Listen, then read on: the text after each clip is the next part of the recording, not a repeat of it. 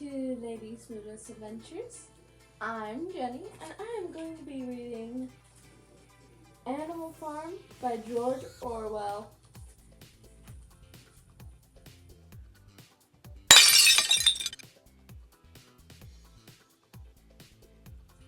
Chapter 3, Part 1.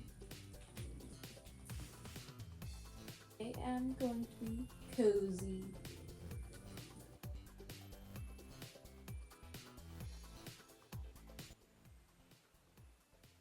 Toiled and sweated to get the hay in, but their efforts were rewarded, for the harvest was even bigger success than they hoped. Work was hard.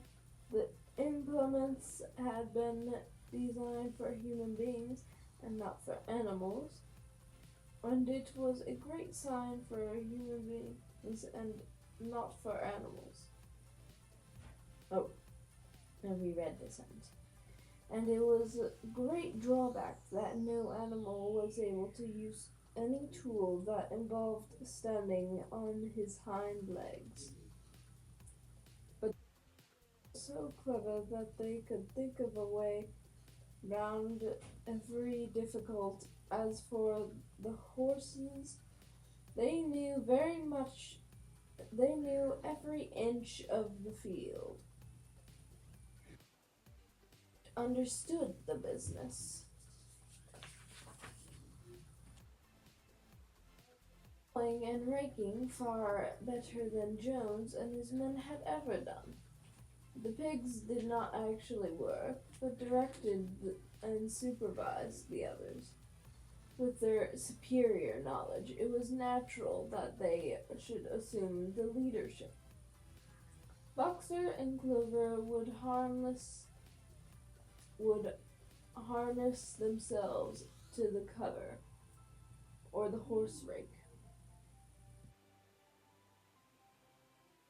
Orions were needed in these days. Of course, and tramp steadily round and round the field, with a pig walking behind and calling out, "Gee up, comrade," or "Woe back, comrade," as the chase might be, and every animal to the humblest work at turning the hay and gathering it. Even the ducks and hens toiled and fro all day in the sun, carrying tiny wisps of hay in their beaks. In the day they finished the harvest in 2 days, less time than it had usually taken Jones and his men. Moreover, it was the biggest harvest the farm had ever seen. Wastage, whatever the hens and ducks with their sharp eyes, and gathered up all the very last stock, and not an animal on the farm had stolen so much as a mouthful. Although that summer the work of the farm went like clockwork, the animals were happy as they had ever conceived it possible to be. Every mouthful of food was an accurate, positive pleasure. Now that it was truly their own food, produced by themselves and for themselves, not doled out to them by brooding master.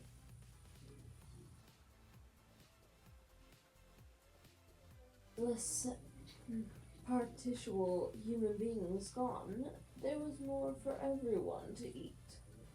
There was more leisure to experience thought, though the animals were where they met with many difficulties. For instance, later in the year, when they harvested the corn, they had to thread it out in an ancient style, and blow away the chaff with their breath, since the farmer posed no threshing machine. With their cleverness, and Boxer, with his tremendous muscles, always pulled them through. Boxer with the admiration of everybody. He had been a hard worker, even in Joan's time, but now he seemed like 3 horses than one. The work of the farm team seemed to rest on his mighty shoulders. From morning to night he was pushing and pulling, always at the spot where the work was hardest. He had made an arrangement with one of the cockroaches to call him in the mornings. Earlier than anyone else would put in some volunteer labor at whatever seemed to be most needed. Regular days' work began. His answer to every problem, every setback was, "I will work harder."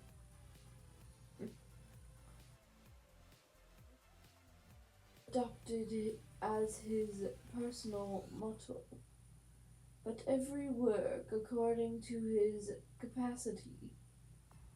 The hens and the ducks, for instance, saved 5,000 bushels of corn at the harvest by gathering up the stray grains.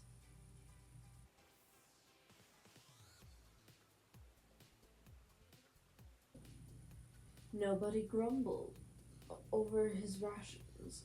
The queering and biting and jealousy, which had been normal features of life in the old days, had almost disappeared. Nobody shrieked. Nobody. Molly, it was true, was not good at getting up in the mornings, and had a way of leaving work early on the ground that there was a stone on her hoof, and the behavior of the cat was somewhat particular. It was soon noticed that when there was work to be done, the cat could never be found hours on end, and then reappear at meal times or even after work was over.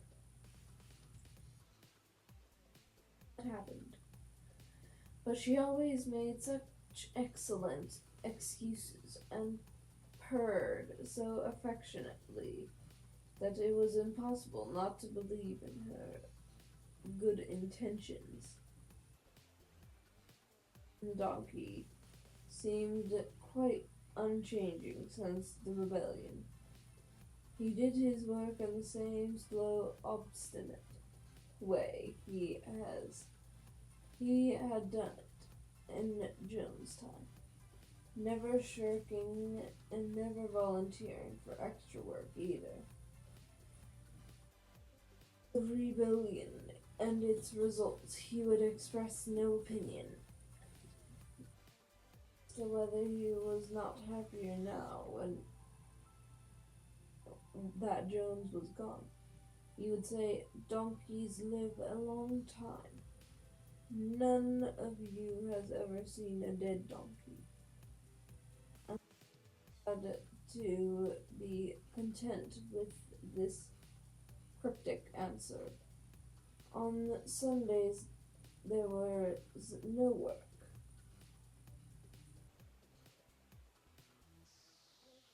Or later than usual.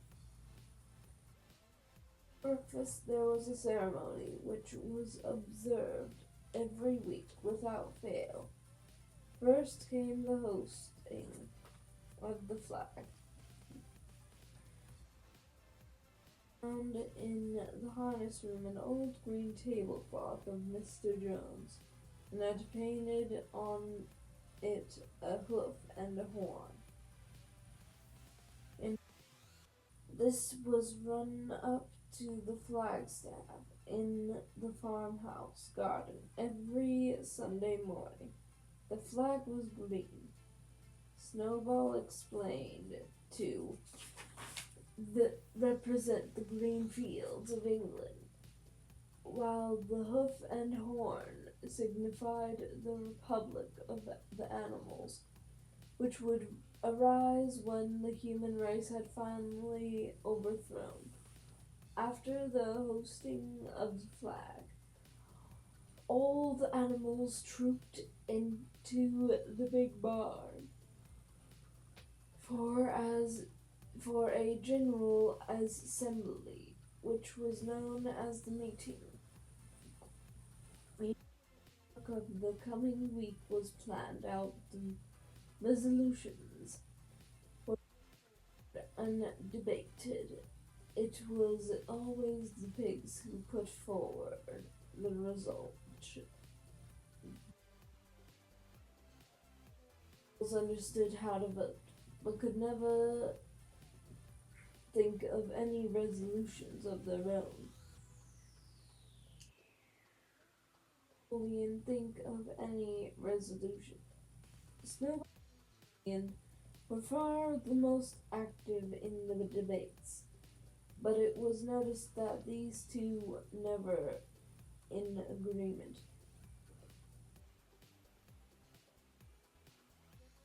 Suggestion either them made, the other could be counted on oppose it.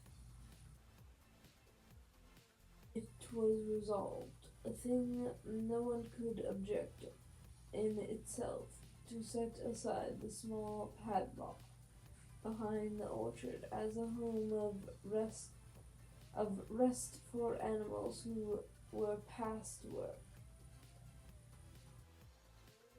A stormy debate over a correct retiring age for each class of animal.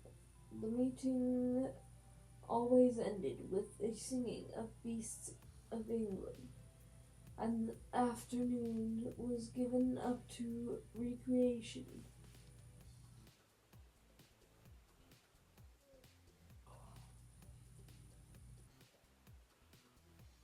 Set aside the harness room as a headquarters for themselves.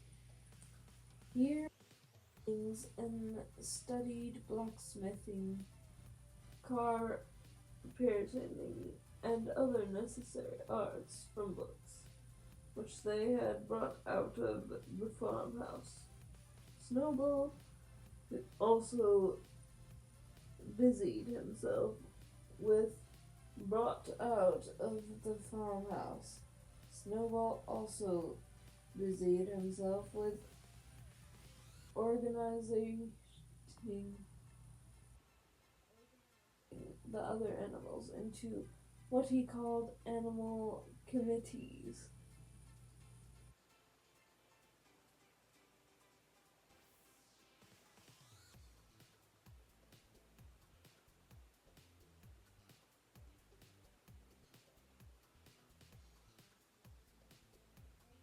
Stop it there because that's about 15 minutes, so I guess I can say like and subscribe so we can get to 1,000 subscribers so we can start our own beekeeping business.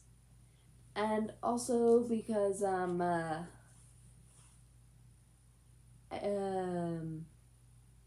because I need your help. Please hit